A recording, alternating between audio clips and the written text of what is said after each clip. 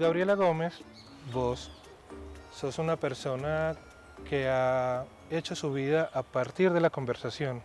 ¿Qué otra cosa puede hacer un profesor sino conversar? Pero no solo por la maestra que sos y que has sido, sino porque también he sabido de vos en entornos empresariales muy altos, donde vos hablas con altos directivos, contándoles y enseñándoles, porque es que se puede enseñar a conversar para lograr objetivos, para dirimir conflictos. Y aquí camino con vos y caminamos con vos porque, yo no sé, vos te acordás de esa imagen, incluso muy de clase, de los griegos que para pensar salían a caminar, porque es importante caminar para conversar. Es rico conversar mientras se camina porque de alguna manera uno como que asocia la naturalidad de la conversación con la naturalidad del caminar. Cuando uno camina es más libre, es más suelto, es más auténtico. Entonces es rico asociar el caminar con el conversar, porque de esa manera uno se cuida de que no se le confunda lo que es conversar con simplemente hablar. Porque cuando uno habla, Puede decir cualquier puede hacer cosa. cualquier cosa, es como, a ratos yo pienso que se parece como a un oleoducto, a un chorro de crudo. En cambio, cuando se conversa, es como una cocinita, es donde ya es muy importante, por ejemplo, el otro. Entonces, la conversación cada vez más en los espacios de alta gerencia o en los vecindarios se constituye como en un alambique de convivencia. Y un alambique de convivencia porque aprendemos que no somos el ombligo del universo. Y lo es muy bueno que lo digas porque esta es una época donde yo creo que más que antes estamos presos del monólogo. ¿Qué hace alguien en una red social sino hablar y hablar él mismo para escucharse? Hay como una santificación del onanismo. Es decir, Sí, sí, sí. hable usted, tómese su selfie, sea usted el protagonista de su propia historia, pero nosotros no somos nada sin los otros. La conversación somos dos. Claro, pero hay una cosa que es muy, muy linda y es que cuando uno conversa, cuando uno se entrena en conversar, uno aprende, por ejemplo, a que lo más importante no es hablar sino escuchar. Porque es cuando escucho al otro que yo estoy agregándolo a mi vida. Entonces, la conversación, entendiendo que el otro es distinto, te enriquece maravillosamente. Entonces, casi que uno diría que para aprender a conversar, lo primero que hay que hacer es parar Aprende. oreja. Parar oreja para respetar la enorme dignidad del otro. En música existe algo que llaman el entrenamiento auditivo, que es eso, aprender a escuchar en qué nota está algo que se escucha. Y creo que cuando vos hablas de ese término, que además es real, es académico, hay entrenamientos para conversar. Uno cree que hablar es conversar y no. Conversar es tener presente como el argumento del otro, escucharlo para ver uno que contesta. Y dos personas que piensan cosas diametralmente distintas pueden conversar o siempre tienen que discutir. Yo creo que lo más bello que acontece en la conversación es que no hay confrontación. Hay una cosa que es hermosa al conversar y es el sentido como del horizontal. En una conversación nadie gana ni nadie pierde. ¿Y sabes por qué, Juan? Que a mí me parece encantador. Porque la mayoría del contenido de las conversaciones son subjetivos, son opiniones, actitudes. Entonces son cosas que nos permiten la conversación. Se equivoca quien piensa que cuando está conversando hay una verdad que se opone a otra verdad. El mundo de las verdades no tiene que ver con la conversación, porque si no, pues ya está claro, esa silla No habría es nada de... de qué hablar. No habría nada de qué hablar. Entonces, cuando conversamos, agregamos hermosamente al otro y nos llenamos de humanidad, sobre todo cuando... que hay una cosa que de verdad me es como de las cosas que me emociona pensar de la comunicación, y es que a rato le dicen a uno que es que conversar es perder el tiempo. No, la conversación es construcción. Por eso se parece tanto al caminar, al cocinar, al coser, al sembrar, porque es es un acto creador y no sabemos a dónde va a llegar.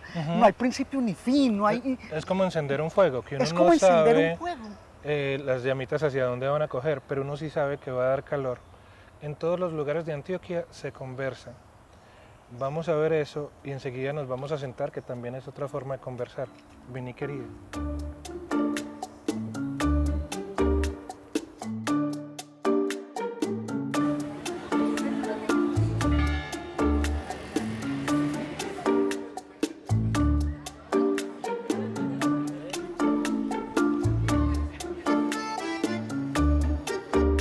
que es que a través del diálogo entendemos la dificultad, porque siempre que hay un conflicto es una dificultad, una discrepancia que hay entre dos o más personas.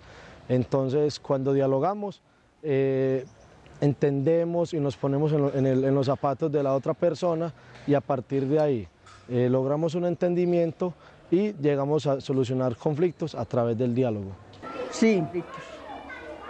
¿Por qué? Porque se conmueven los corazones.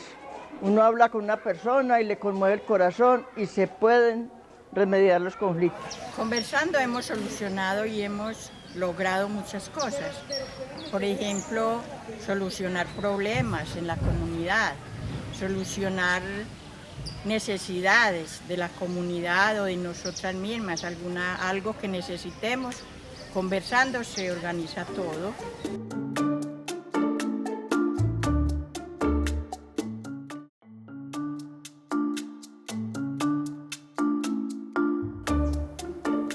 Maestra, venga por aquí que también le tenemos sillita preparada para que no piense que todo esto es caminar nomás. Las sillas también son un símbolo de conversación. La silla del parque, la silla en el salón de clase, la silla en la oficina, la silla, el comedor, que ha sido siempre un lugar de conversación en las casas, y como no la sala de la casa. Yo quisiera que aprovecháramos un ratico, Gaby, para hablar en un momento en que la crispación está por todas partes, y que hay una polarización, es la palabra de moda, como que la gente no se pone de acuerdo y que casi se vuelven enemigos en la misma casa, que porque este le crea a tal político o a tal partido político o a tal equipo de fútbol, o hay un montón de asuntos que se han convertido casi como en piedras grandes de silencio. Vos, dentro de lo que enseñás y de lo que compartís, también ayudas a la gente a la resolución de conflictos. Quisiera que habláramos un poquito por qué la conversación ayuda a resolver conflictos. Esta conversación de la que estamos hablando ayuda a resolver muchísimo, nos entrena en el arte de la conversación porque es un arte de la convivencia. La conversación es un oficio de paz, y es un oficio de paz porque yo entiendo que cuando me relaciono con el otro lo que están en juego son sensaciones, emociones, opiniones, y cuando estamos hablando de esos temas no hay una verdad única. Lo contrario de una verdad puede ser perfectamente otra verdad. Entonces, el entrenamiento hermoso está en entender que tenemos derecho a tener opiniones distintas, que eso nos enriquece enormemente. Entonces, yo diría que la clave fundamental que hay que entrenar es aprender a sospechar de lo propio. Porque cuando yo me siento el ombligo del universo, pienso, opine todo el mundo, pero el que manda aquí soy yo. Entonces, sospechar de mi propia mirada me da elementos, me da posibilidad de que el otro sea interlocutor válido y de que el otro me convenza con sus argumentos. ¿Sabes qué me haces pensar? Como en los niños. Los niños nacen y empiezan a asumir y asimilar lo que sus padres o los cercanos les cuentan, pero eso primero que le cuentan, que generalmente empieza por el mundo de la mitología, desde el niño Dios hasta a los niños los traen las cigüeñas, el niño va aprendiendo que eso, que en un momento fue su verdad, deja de serlo.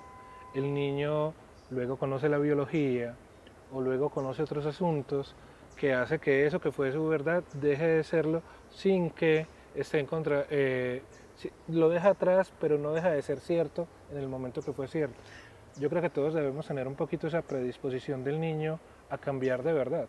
Mira que es muy lindo porque es cuando el niño empieza a descubrir que no está solo en el mundo, que existen los otros, que llega a la guardería en donde los amiguitos de la guardería se encargan de que más o menos lo que él no sabía se lo vamos contando. Se lo vamos contando y eso es importante. Entonces es cuando deja el monólogo interior y empieza a construir lo dialógico.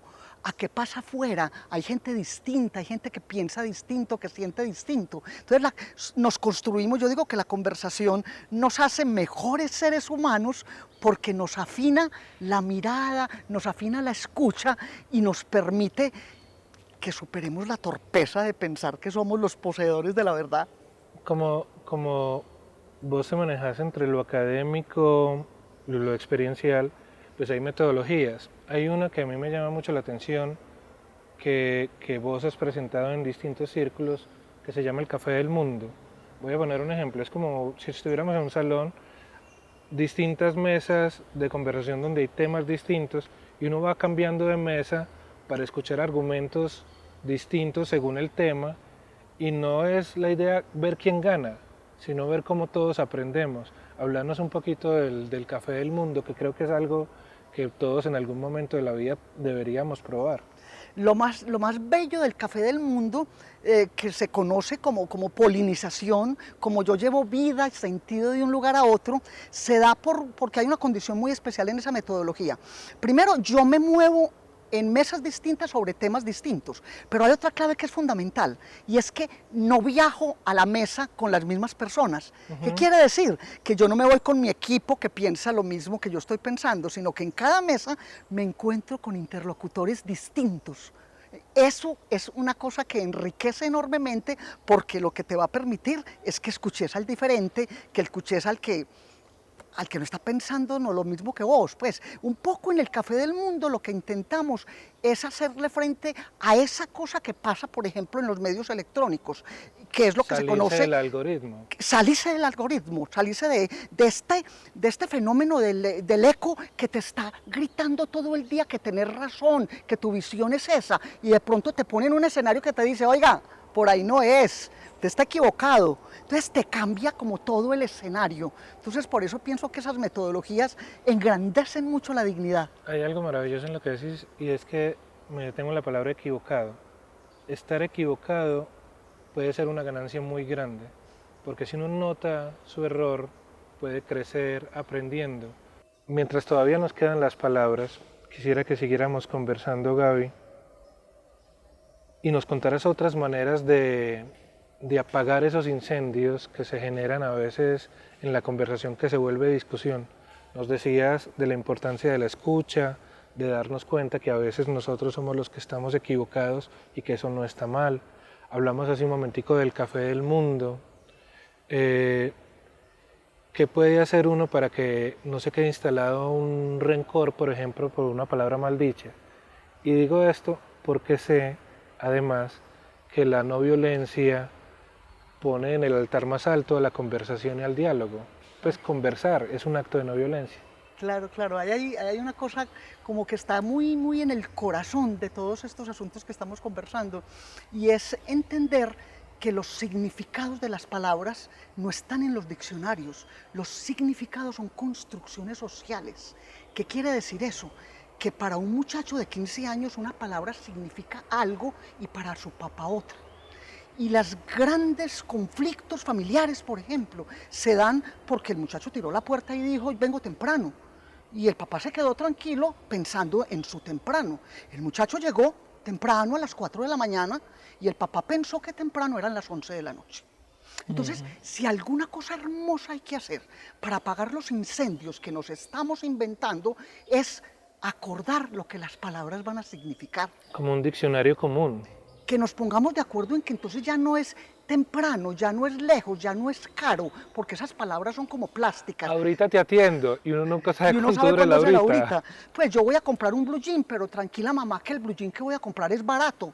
Y el ¿Y cuánto muchacho es barato compró, para vos? para mí era un barato esto y para él barato era esto. Entonces hay una incomprensión tremenda por no ponernos de acuerdo en lo que las palabras van a significar. Entonces la conversación se da para que ese papá le diga al muchacho, venga, no, venga, temprano, ¿qué significa? Porque es que para mí es 11 de la noche y para mí 4. Pongamos una hora y nos evitamos el problema. Yo diría que si somos capaces de conversar para acordar lo que las palabras van a significar, tenemos una ganancia maravillosa en el entendimiento grande que hay. Los muchachos no son boquisucios. Esa palabra que a mí no me dejaban usar de niña, él la utiliza como sinónimo de lo bueno. Entonces Claro, el problema está en que yo no entienda ese nuevo significado. Claro, es ¿Sí? muy distinto que un pelado diga es una chimba, Perfectamente. a que la mamá escucha eso y va a decir, y para ella es otra cosa. Yo quiero que conversemos ahorita de unos asuntos de tu vida. Hemos hablado un poquito y hago como el arqueo. Al principio hablamos de esa prehistoria de la conversación cuando veníamos caminando. Ahora hemos hablado de elementos que nos ayudan dentro de las conversaciones a aquietar las discusiones. Yo sé que vos, además de conversar, escribís, y escribiste sobre gente que sale temprano en la mañana a conversar. De eso viene el instante que vamos a tener ahorita, porque Antioquia se toma la palabra.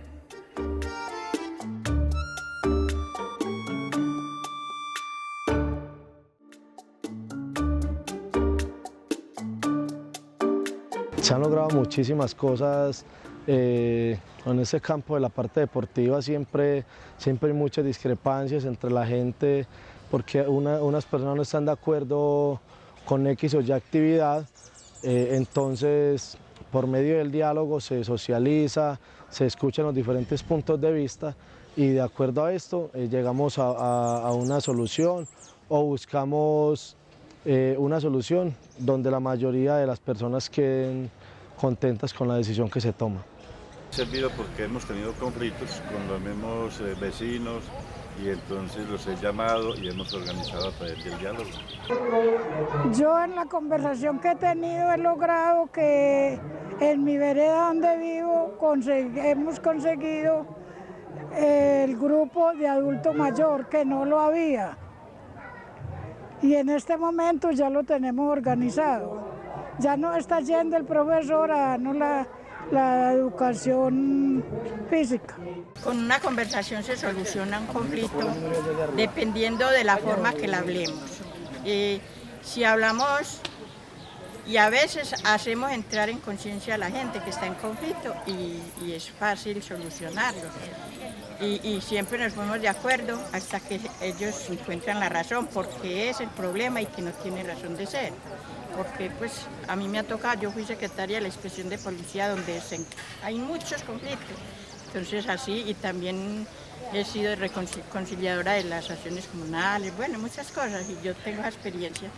Soy promotora de vida y salud mental, entonces bueno, conversando ese es el motivo de todo, del fin bueno y del fin malo también. Depende cómo lo hagamos. Conversar no es un asunto solo de la oralidad, esto que estamos haciendo. Yo creo que hay otras formas de conversar. Una de las más bellas también es escribir. Sé que vos escribís, que has en efecto publicado varios libros.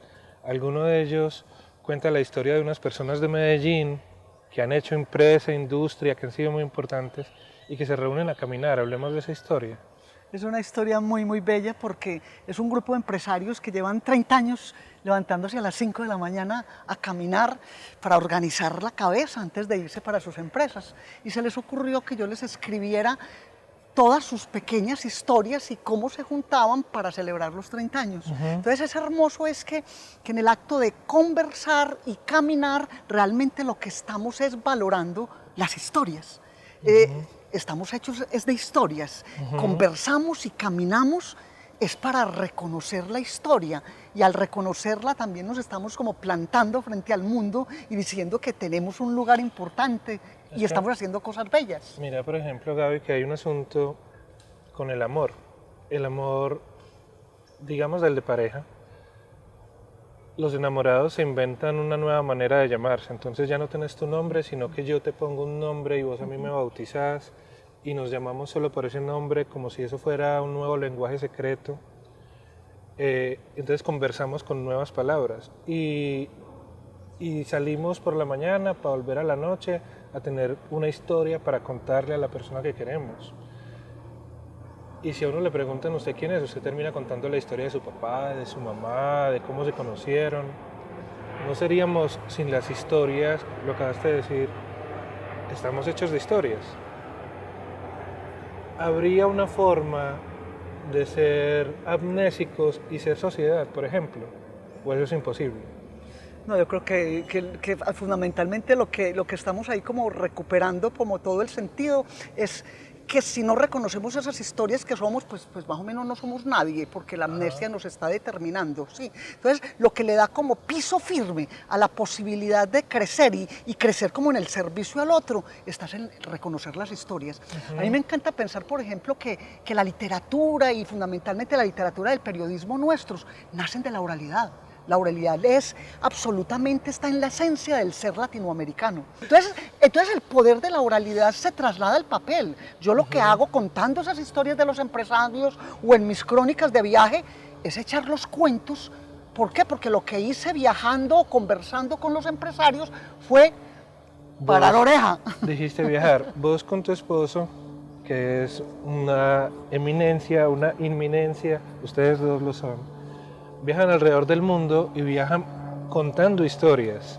Es decir, no es ir a Egipto y pararse a ver la pirámide, porque la gracia es la historia que te cuenta cómo sucedió una civilización que hizo posible en Mesopotamia, que hizo posible en Egipto, que hizo posible en cualquier cantidad de lugares que ustedes visitan con la gente, y la gente quiere ir con ustedes para escucharlos contar las historias, porque no es coger un avión y llegar allá, que sí, que es una maravilla, pero es la historia, es la conversación, es terminar el recorrido y en la noche sentarse a comer contándose historias sobre lo que vieron durante el día. Mira, y viajamos por el mundo, viajamos sobre todo con grupos, porque la conversación con ellos es definitiva, pero viajamos fundamentalmente, y esto parecerá raro, para ser mejores seres humanos, para respetar que las culturas son de una riqueza maravillosa y de pronto uno piensa que lo que estaba viendo desde Medellín era lo único y te vas moviendo por las culturas y te das cuenta que si no conoces la historia de esas culturas, vas y hasta estás haciendo como lo que hace un turista, pero uno intenta viajar por el mundo como... Es que es la diferencia entre un viajero y un turista. Como un viajero que se está dejando impactar por lo que pasa y que después llega a Medellín y es capaz de contar que existe una Mesopotamia turca y que vale la pena ir a conocerla. Y recordar que muchos de nosotros hemos nacido entre montañas. La geografía de Antioquia tiene todas las posibilidades, pero una muy notoria son las montañas. Y cuando uno está en un valle como el de Aburrá o el de San Nicolás, la vista lo engaña y uno piensa que el mundo solo llega hasta donde ve la montaña. El mundo sigue más allá porque las conversaciones deben seguir más allá. Yo te quiero agradecer que nos hayas acompañado este ratico y por las tantas otras conversaciones que uno puede encontrar en podcast con vos, en columnas, en crónicas, en salones de clase. Todo es una excusa para tener donde conversar y esa conversación es un lugar para crecer. Muchas gracias por venir a acompañarnos en Antioquia se toma la palabra, Gaby. Muchas gracias a vos y es delicioso como recordar siempre que la vida se resuelve conversando. Es ahí donde tenemos que concentrar la capacidad y el respeto y el profundo amor por los otros. Voy a decir esto para que no se me olvide. No existe violencia buena y violencia mala. Todas las violencias son malas. La única forma de superar la violencia, creo, estoy convencido y lo hemos vivido juntos, es conversando. Vení, sigamos hablando.